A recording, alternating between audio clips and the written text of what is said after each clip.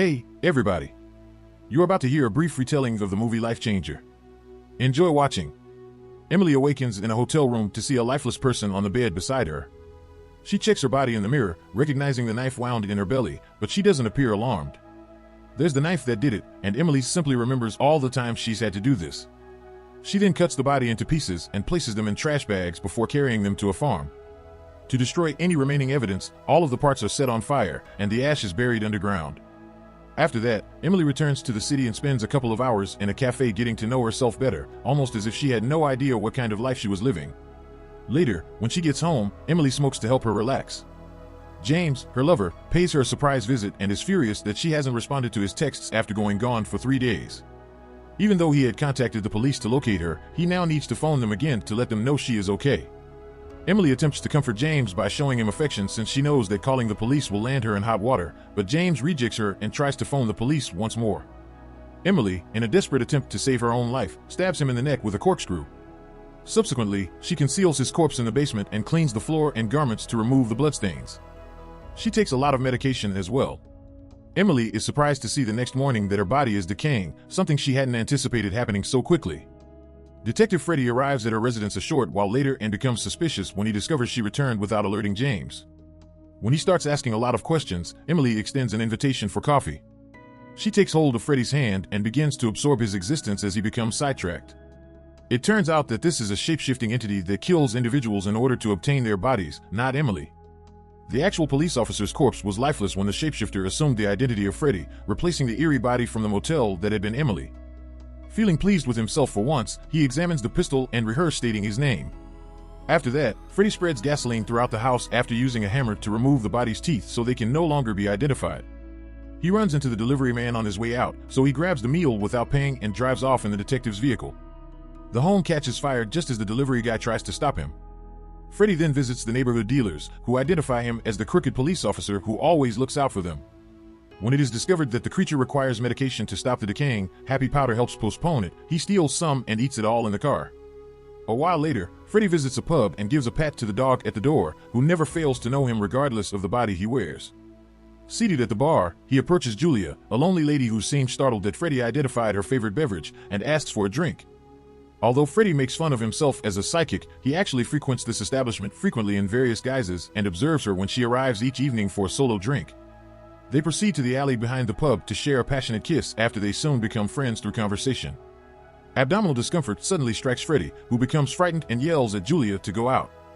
He becomes concerned when he understands that this is Emily's bodily wound because wounds have never moved with him. Grasping his wound, he stalks a couple in a vehicle by using his police badge as he wanders along the street. Rachel is ejected right away, but Freddy forces Sam to stay in order to take his corpse. Even as Sam tries to protect himself, the monster ultimately succeeds in his goal. The new Sam then drives the car to a quiet area to smash the body with a hammer, but before he can finish, his wife calls and begs him to return. When Sam returns home to his family, he finds out too soon that the pair is at odds with each other and that their relationship is in ruins. When one of the children jumps on him to wake him up the following morning, Sam can't help but shout at her to leave him alone. Still experiencing anguish from the wound, he hurries to his workplace, where he finds Rachel working as the receptionist, ignoring his family. Sam remembered that Rachel had rejected him while he had been pestering her, so Freddy intervened just in time to save her. Sam is a dentist, thus he treats Sam's patients as usual because the monster has previously resided in a dentist's body. When Sam visits a restaurant for his lunch break, he is startled to find Julia walking down the street. He rushes outside and attempts to flag down a cab to follow her, but the driver refuses, pointing out that it's stalking. Then he makes the decision to take a solo trip to the movies as a diversion. He has supper with his family in the evening, but this just makes him feel worse since he is unable to recall anything from his life prior to his body hopping. He also can't stop glancing at the blades since he has the will to kill. Sam ignores his family's concerns and heads to the pub because he has to drink to deal with his emotions. As Julia, who is seated next to him, recalls seeing him about with Rachel, Sam confides in her that his marriage is failing and that all he wants is to have some fun. In exchange, Julia says she had a son and a spouse in the past. Her marriage suffered for years when the kid, who was just 3 years old, passed away from a serious illness. Eventually, they were able to laugh and enjoy each other's company again when her husband treated her to a romantic meal one evening. After spending the night performing nasty work, Julia woke up the next morning to find her spouse had vanished from sight.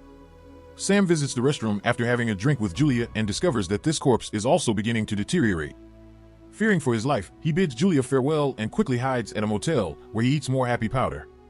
A few hours later, he becomes anxious upon realizing that the rotting is spreading quickly and that he has to find a new body right now.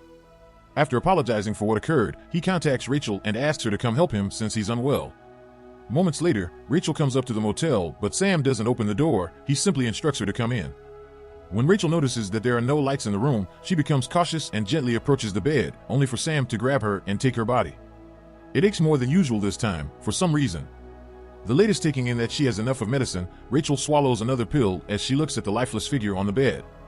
She needs to give her lover an explanation for her midnight departure when he calls her at that precise moment. Rachel returns to the barn in the morning with the cut body in bags so she may conceal it and set it on fire. This time, though, she is noticed by a neighbor, who remarks that Rachel usually smells odd around here and inquires as to if Rachel knows anything about the owner of the barn. It is hinted that the monster previously took and disposed of the owner's body. Without saying a word, Rachel gets in her car and heads back to the dentist's office, where she uses her employee key to take a lot of medication. After that, she heads to her apartment and takes medication on a regular basis in the hopes that it would stop the decay.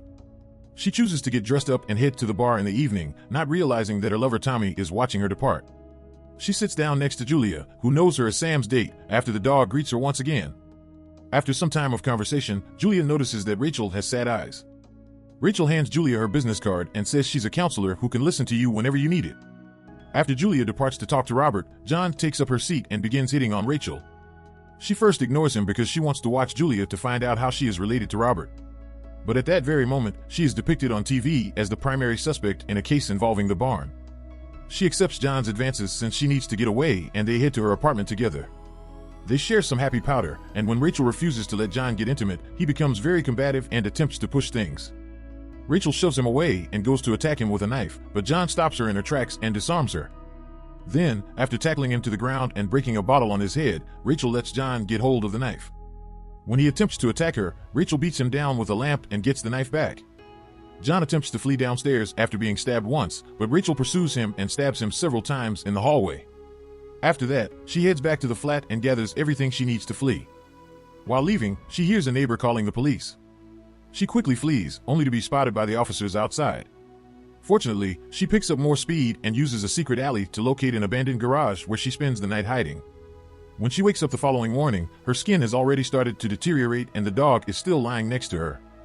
Tommy, her boyfriend, who tracks her phone and comes up in the garage, also has several missed calls. Rachel smashes him with a bat and takes off because he wants to know the significance of her picture that was featured on the news. Rachel hides in the back of the vehicle as Tommy attempts to pursue her, feeling the agony in her abdomen returning. She needs a new body soon but doesn't want to take Tommy's because the detectives would probe him while hunting for her. Sensing he's running out of time, Rachel uses the location on the business card to track down Julia and break the news to her. However, she finds her meeting with Robert, which makes her very envious. She becomes inspired to stop Robert rather than Julia since the decaying on her arm is beginning to release pus. She follows him home, poses as the delivery person, and kills Robert for his corpse as soon as he answers the door. Subsequently, Robert calls Julia and shares his thoughts with her. She accepts to have supper at his house. They spend the evening together, and Julia confesses that there's something incredibly familiar about Robert, but she's not sure what it is. Robert gives her a flirtatious kiss, which rapidly becomes into something more inappropriate. Julia finds the wound on Robert's abdomen as a result of their caressing, but he begs her to ignore it, and they have a passionate night together. After that, Julia and Robert begin dating, and they have a great time together.